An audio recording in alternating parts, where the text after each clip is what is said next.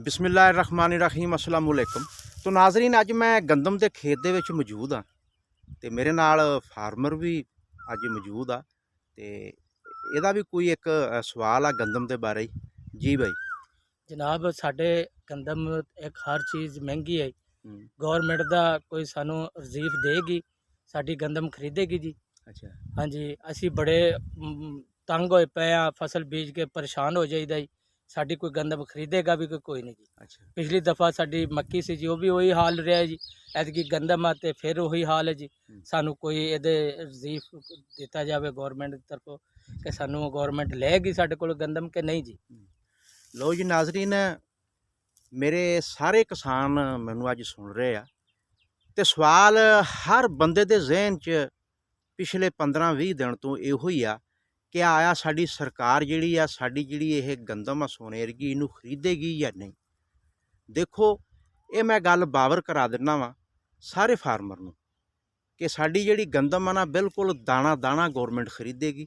ਉਹਦੇ ਵਿੱਚ ਕੁਛ ਥੋੜ੍ਹੀਆਂ ਜਿਹੀਆਂ ਮਸਲੇ ਮਸਾਇਲ ਆਏ ਆ ਕਿ ਹਕੂਮਤ ਨੇ ਸਾਡੀ ਜਿਹੜੀ ਕੇਅਰ ਟੇਕਰ ਹਕੂਮਤ ਸੀ ਨਾ, ਜਿਹਨੂੰ ਅਸੀਂ ਨਿਗਰਾਨ ਹਕੂਮਤ ਕਹਿੰਦੇ ਆ, ਉਹਨਾਂ ਨੇ ਮਾਰਚ ਦੇ ਵਿੱਚ जी ਮਤਲਬ 30-32 ਲੱਖ ਟਨ ਜਿਹੜੀ ਆ ਨਾ ਉਹ ਬਾਹਰੋਂ ਇੰਪੋਰਟ ਕਰ ਲਈ। ਤੇ ਇਹ ਮੈਂ ਸਮਝਾਂਗਾ ਕਿ ਜ਼ਿਮੀਂਦਾਰਾਂ ਦੇ ਨਾਲ ਇੱਕ ਬਹੁਤ ਵੱਡੀ ਜ਼ਿਆਦਤੀ ਹੋਈ ਹੈ। ਐਸਾ ਨਹੀਂ ਸੀ ਕਰਨਾ ਚਾਹੀਦਾ। ਇਸ ਵਕਤ ਸਾਡੀ ਜਿਹੜੀ ਮੌਜੂਦਾ ਹਕੂਮਤ ਆ ਨਾ, ਉਹ ਇਸ ਵਕਤ ਅਜਲਾਸ ਤੇ ਅਜਲਾਸ ਹੋ ਰਹੇ ਆ, जी ਪੂਰਾ ਗੌਰ ਹੋ ਰਿਹਾ ਵਾ ਔਰ ਇਹਦੇ ਵਾਸਤੇ ਬਜਟ ਵੀ ਐਲੋਕੇਟ ਕਰ ਲਿੱਤਾ ਗਿਆ। जी ਅੱਛਾ, ਪਹਿਲੀ ਤਾਂ ਗੱਲ ਇਹ ਹੈ ਕਿ ਮੈਂ ਦੱਸ ਦਿਆਂ ਕਿ ਆਇੰਦਾ ਚੰਦ ਦਿਨਾਂ ਤੱਕ ਤੁਹਾਡੇ ਸੈਂਟਰਾਂ ਤੇ ਤੁਹਾਡੀ ਗੰਦਮ ਇਹਦੀ ਖਰੀਦ ਸ਼ੁਰੂ ਹੋ ਜਾਣੀ ਹੈ। जी ਤੁਸੀਂ ਆਪਦੀ ਸਾਫ ਸੁਥਰੀ ਗੰਦਮ ਜਿਹਦਾ ਮੌਇਸਚਰ 10 ਹੋਵੇ ਇਹ ਤੁਸੀਂ ਲੈ ਕੇ ਜਾਓ। ਇਨਸ਼ਾ ਅੱਲਾਹ ਤਾਲਾ ਤੁਹਾਨੂੰ ਇਹ, ਬਲਕਿ ਇਹ ਵੀ ਗੱਲ ਮੈਂ ਤੁਹਾਨੂੰ ਦੱਸ ਦਿਆਂ ਕਿ 100 ਰੁਪਈਆ ਇਜ਼ਾਫਾ ਵੀ ਹੋ ਰਿਹਾ। जी 100 ਰੁਪਈਆ ਇਜ਼ਾਫੇ ਦੇ ਨਾਲ 4000 ਰੁਪਇਆ ਫੀ ਮਣ ਔਰ ਡਿਲੀਵਰੀ ਚਾਰਜਸ ਇਹ ਤੁਹਾਨੂੰ ਫੀ ਮਣ ਦੇ ਮਿਲਣਗੇ।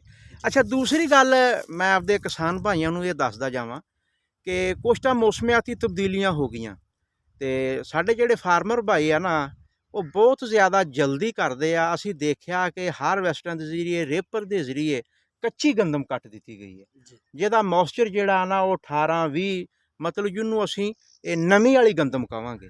ਤੇ ਨਮੀ ਵਾਲੀ ਗੰਦਮ ਜਿਹੜੀ ਉਹ ਖਰਾਬ ਹੋ ਜਾਂਦੀ ਹੈ ਤੇ ਸੈਂਟਰਾਂ ਦੇ ਉੱਤੇ ਉਹ ਬਿਲਕੁਲ ਬਸੀਦਾ ਹੋ ਜਾਂਦੀ ਹੈ। ਫਿਰ ਉਹ ਮਾਮਲਾ ਜਿਹੜਾ ਨਾ ਖਰਾਬ ਹੋ ਜਾਂਦਾ।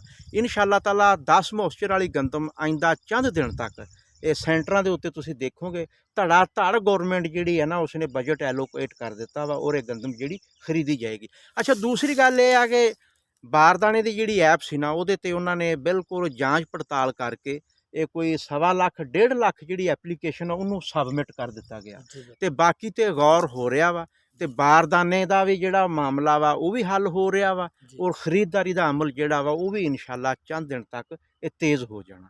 ਤੇ ਲਓ ਜੀ, ਅਸੀਂ ਤੁਹਾਨੂੰ ਵੀ ਇਹੋ ਹੀ ਗੱਲ ਜਿਹੜੀ ਆ ਦੱਸਣਾ ਚਾਹੁੰਦੇ ਆ ਕਿ ਇਨਸ਼ਾਅੱਲਾ ਤਾਲਾ ਕਿ ਤੁਸੀਂ ਗੰਦਮ ਜਦੋਂ ਪੂਰੀ ਤਰ੍ਹਾਂ ਦੇਖੋ ਨਾ, ਮੇਰੇ ਪਿੱਛੇ ਪਲਾਟ ਕਿੰਨਾ ਖੁੱਲ੍ਹਾ ਔਰ ਵਸੀਹ ਪਲਾਟ ਆ ਔਰ ਇਹ 1 ਨਵੰਬਰ ਦੀ ਕਾਸ਼ਤ ਆ ਤੇ ਹਜੇ ਤੱਕ ਇਹ ਕੱਟਿਆ ਨਹੀਂ ਅਸੀਂ।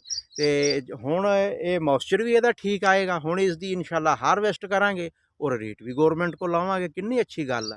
ਤੇ ਮੇਰੇ ਉਹ ਫਾਰਮਰ ਜਿਨ੍ਹਾਂ ਨੇ ਜਲਦਬਾਜ਼ੀ ਕੀਤੀ ਆ, ਉਹਨਾਂ ਨੇ ਆਪਣੀ ਗੰਦਮ ਜਿਹੜੀ ਆ ਉਹ ਘਾਟੇ ਦੇ ਵਿੱਚ ਵੇਚੀ ਹੈ ਤੇ ਉਹ ਇਨਸ਼ਾਅੱਲਾ ਤਾਲਾ ਹੁਣ ਜਿਹੜੀ ਗੰਦਮ ਕਟਾਈ ਹੋਏਗੀ ਉਹ ਠੀਕ ਵਿਕੇਗੀ, ਉਹਦਾ ਰੇਟ ਵੀ ਸਹੀ ਮਿਲੇਗਾ ਔਰ ਦੀ ਐਵਰੇਜ ਵੀ ਸਹੀ ਆਏਗੀ। ਉਮੀਦ ਕਰਦੇ ਹਾਂ ਕਿ ਸਾਡੀ ਗੱਲ ਦੀ ਪੂਰੀ ਤਰ੍ਹਾਂ ਤੁਹਾਨੂੰ ਸਮਝ ਆ ਗਈ ਹੋਊਗੀ। ਨੈਕਸਟ ਵੀਡੀਓ ਤੱਕ ਅਸੀਂ ਇਜਾਜ਼ਤ ਚਾਹੁੰਦੇ ਹਾਂ ਜੀ। ਅੱਲਾ ਹਾਫਿਜ਼।